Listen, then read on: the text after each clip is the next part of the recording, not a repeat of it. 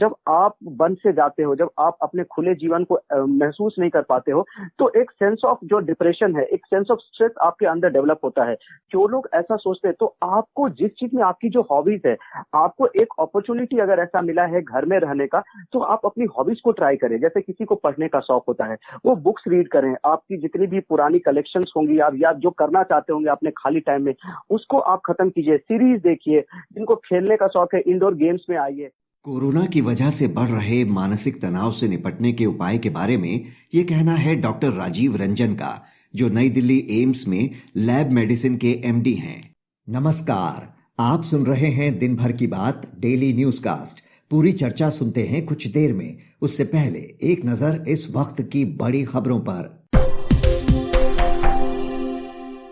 दिल्ली में लागू हुआ GNCTD बिल। अब राज्य सरकार को कोई भी फैसला लेने से पहले उपराज्यपाल की मंजूरी लेनी होगी। विधायिका से जुड़े मामलों में 15 दिन और प्रशासनिक मामलों में 7 दिन पहले उपराज्यपाल की इजाजत लेना जरूरी। आज सुबह पूर्वोत्तर भारत में महसूस किए गए भूकंप के तेज झटके। असम का सोनितपुर रहा केंद्र। राज्य में कई इमारतें आंशिक तौर पर क्षतिग्रस्त हुईं। पश्चिम बंगाल और बिहार के कई इलाकों में भी रहा भूकंप का प्रभाव। फिलहाल किसी के हताहत होने की खबर नहीं। कोरोना के 617 वेरिएंट्स को बेअसर कर सकती है भारत बायोटेक की कोवैक्सीन। अमेरिका के चीफ मेडिकल एडवाइजर और महामारी के top expert doctor Anthony Fauci ने किया दावा। ICMR ने भी कोवैक्सीन को डबल म्यूटेंट के खिलाफ बताया है कारगर। एम्स के डायरेक्टर रणदीप गुलेरिया का अलर्ट। RT-PCR रिपोर्ट नेगेटिव होने के बाद भी हो सकता है कोरोना। कहा, टेस्ट नेगेटिव आने के बावजूद कोरोना के पारंपरिक लक्षण वाले मरीजों का कोविड प्रोटोकॉल के तहत किया जाना चाहिए इलाज। IPL में आज चेन्नई सुपर किंग्स से भिड़ेगी सनराइजर्स हैदराबाद। चेन्नई के पास पॉइंट्स टेबल में टॉप पर पहुंचने का मौका। वहीं आखिरी पायदान पर मौजूद डेविड वार्नर की टीम जीत हासिल करने पर चौथे या पांचवें स्थान पर पहुंच सकती है। अब खबरें काम की। 18 साल से अधिक उम्र के लोग कोरोना वैक्सीनेशन के लिए आज से कोविन पोर्टल और आरोग्य सेतु ऐप पर करवा सकेंगे रजिस्ट्रेशन। 1 मई से लगेगा टीका। दिल्ली, यूपी और महाराष्ट्र समेत 24 राज्य फ्री में लगाएंगे वैक्सीन। कोरोना के बढ़ते मामलों के बीच मध्य प्रदेश सरकार ने टाला 10वीं और 12वीं का बोर्ड एग्जाम। 30 अप्रैल से शुरू होने वाली थी परीक्षा। साथ ही 8वीं तक के बच्चों को बिना एग्जाम के किया जाएगा पास। आज का सबसे बड़ा न्यूज पॉइंट है, कोरोना महामारी से हो रहे मानसिक तनाव से कैसे करें मुकाबला। पूरी तस्वीर समझने के लिए बात करते हैं नई दिल्ली एम्स में लैब मेडिसिन के MD डॉक्टर राजीव रंजन से। कोरोना महामारी सिर्फ शारीरिक रूप से ही प्रभावित नहीं कर रही, बल्कि इसका असर लोगों के मानसिक स्वास्थ्य पर भी पड़ रहा है। इस बीमारी ने एक अनिश्चितता की जो स्थिति पैदा की है, उससे लोगों में भय, चिंता और तनाव का माहौल घर करता जा रहा है। लोगों से मेलजोल बंद होने और आइसोलेशन में रहने पर बहुत से लोगों में फ्रस्ट्रेशन और डिप्रेशन की समस्या देखने को मिल रही है। डॉक्टर राजीव रंजन, कोरोना महामारी का जो प्रकोप देखने को मिल रहा है, उसने लोगों को बहुत डरा दिया है कि कहीं ये मुझे या मेरे परिवार को तो नहीं हो जाएगा, अगर हो गया तो क्या होगा, कैसे होगा। इन सब आशंकाओं से बहुत से लोग घिरे हुए हैं। ऐसे लोगों को आप क्या सलाह देना चाहेंगे कि वे अपने शरीर के साथ ही अपनी मेंटल हेल्थ का कैसे ख्याल रखें? अभी जैसा कि हमने देखा पिछले 1 साल से, जब से ये कोविड आया है, कोरोना आया है, तब से पूरे विश्व में एक वैश्विक महामारी के रूप में ये उभर कर आया है। और इंडिया ही नहीं, पूरे विश्व में इसने तांडव मचाया और सारे लोग डरे हुए हैं। बेशक है कि अगर इस टाइप की कोई बीमारी आएगी तो मन में एक डर पैदा हो जाता है, और इसने इतनी तांडव मचाई है, इतनी जाने गई हैं, बहुमूल्य जाने गई हैं। तो अभी जो चीजें चल रही थी, बीच में फिर स्टॉप हुआ, और अभी जो सेकेंड वेव इंडिया में आया है, इसके कारण काफी लोग इफेक्टेड होकर आ रहे हैं। और जो हमने ये मेडिकल फ्रेटर्निटी ने जो देखा है कि जो 90% लोग जो बीमार यानी टोटल अगर देख लें तो 90% जो बीमार लोग हैं वो माइल्ड कैटेगरीज में आते हैं। ऑलमोस्ट 7 to 8 या 9% जो लोग हैं वही हॉस्पिटल ट्रीटमेंट में जाते हैं। तो अभी जो लोगों के बीच में जो सबसे बड़ा एक भ्रम है वो ये है पैनिक। लोग डरे हुए हैं, ना जाने वो इसलिए डरे हुए हैं ताकि उन्होंने ऐसी भावना स्थिति नहीं देखी पहले कभी भी, या फिर उन्हें कोई मिसगाइड कर रहा है, क्योंकि अभी जो हमारा जो दौर है वो सोशल मीडिया का दौर है। सारी चीजें सब लोगों के पास बहुत ही इजीली अवेलेबल हो जाती है। उनमें से कुछ चीजें जो होती है वो ऑथेंटिक होती है, बहुत सारी बातें जो होती है वो फेक होती है, अनऑथेंटिक होती है, जो कि एक्सपर्ट्स के बगैर की बातें की हुई होती है। हमारे देश की अगर जैसे कि हम लिटरेसी रेट और ये सारी समझ बूझ देखें तो हमारी वेस्टर्न कंट्री जैसी हमारी देश उतनी लिटरेट नहीं है। तो इसमें है कि फेक चीजों को और मनगढ़ंत बातों को बिना साइंटिफिक तवज्जो दिए हुए बातों को बढ़ाना ज्यादा आसान होता है, लोग उसको ज्यादा ले लेते हैं।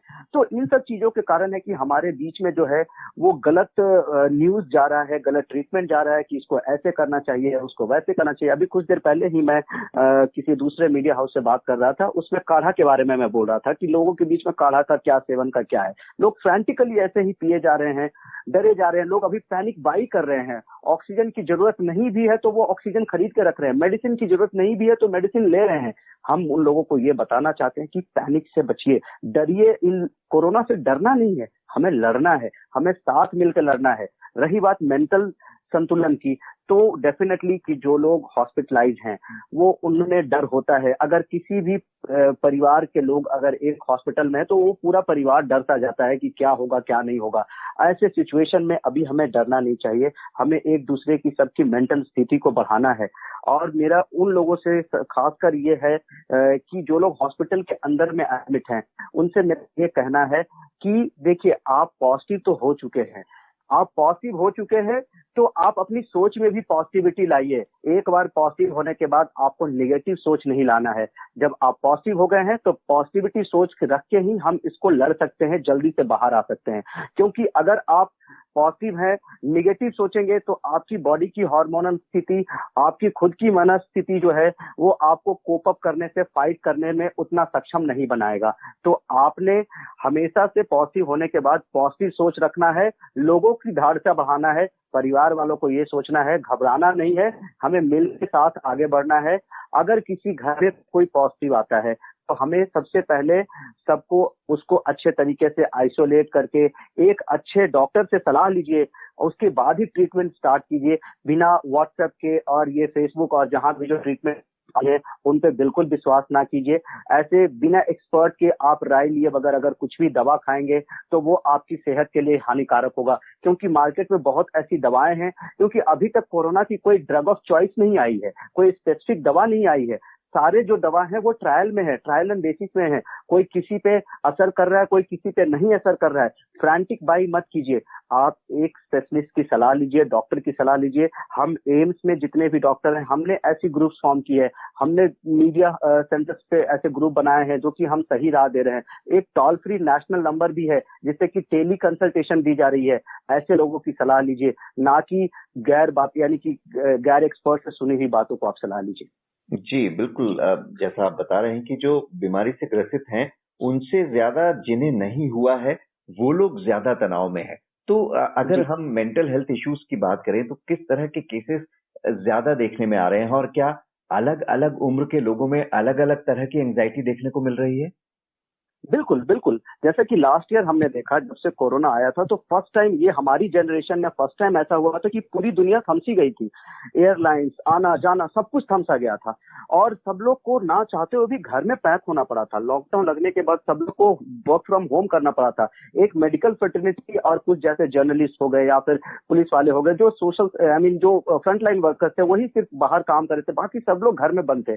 तो एक सॉर्ट ऑफ जो है ना, एक सॉर्ट ऑफ स्ट्रेस आ गया था, एक सॉर्ट ऑफ पैनिकिंग आ गया था, वो एक डिप्रेशन सा आ गया था, जिसके कारण हमने बहुत सारी ऐसी लास्ट टाइम न्यूज भी सुनी कि बहुत सारे सुसाइड भी हो रहे हैं।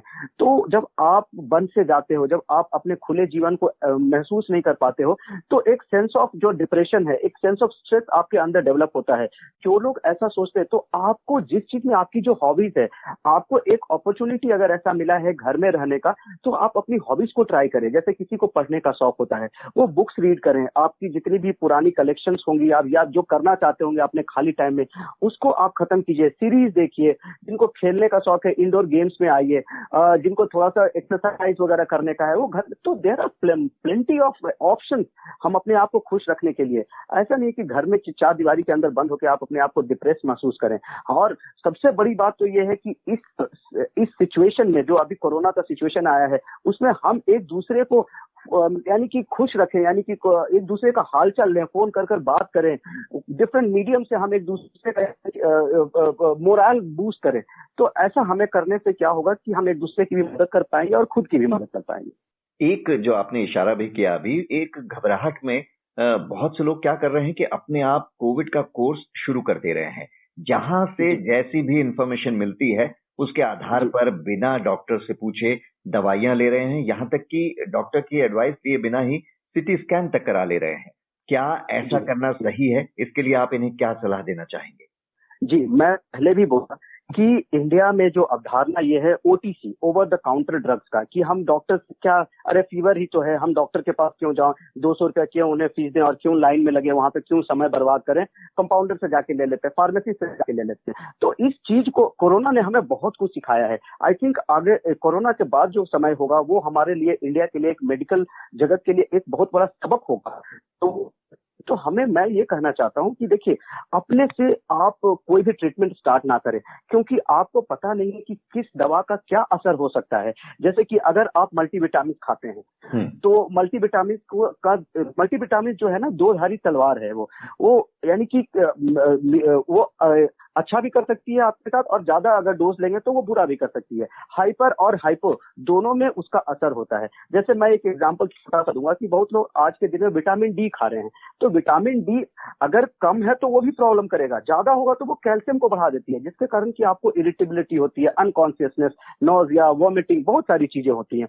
तो ऐसे ऐसे छोटे छोटे एग्जाम्पल हैं। अगर कोई बिना फीवर का पैरासीटामोल का गोली अगर स्टार्ट कर देगा, पैरासीटामोल में भी आजकल लोगों ने कहीं से निमोसलाइड खाना शुरू कर दिया है। निमोसलाइड एक इतनी डेंजरस दवा है कि वो किडनी खराब कर देती है, और स्पेशली ओल्ड एज वालों में जिनके की ऑलरेडी किडनी कॉम्प्रोमाइज है, अगर वो खाएंगे तो वो सीधे they will land into dialysis.